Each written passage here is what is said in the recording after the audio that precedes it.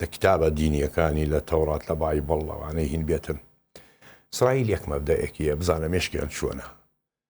ئەڵێ ئەینە مەفتوحید و لە چۆ ئێمە ئەشکەنجە دراین ئەوە خاکی ئێمەیە. بزانە باسی ئیسرائیل با نوقطەیەکی زۆر ئینە بینەرانیش لێی تێبگەن. ئیسرائیل لە کتابە دینیەکانی لە تەورات لە بایبڵ لەوانەی هین بێتن. ئیسرائیل یەک مەبدەیەکیە بزانە مێشکیان چۆنە. ئەڵێ ئەینە مەفتوحید و لە چۆ ئێمە ئەشکەنجە دراین ئەوە خاکی ئێمەیە. زانیت؟ هەر بگەڕێتەوە بۆ زمانی پێغەمبەرەکان بۆ موسا عەلەیهی سەلام لە سینا من ئەشکەنجە دراوم لای فەرعون ئەوە خاکی منە. لە عێراق ئەشکەنجە دراوم خاکی منە. چێ ئەشکەنجەی داوە نەبوخەدنەسەر بڵێن کاتێک کە چووە سەر حەیفا هێڕشی بر بابلیەکان ئەو زەمانە ذولکفل لە بینی نەجەف و بڵێن کەربەلایە بە پێغەمبەری خۆیان ێزان ئەوە هی ئێمەیە.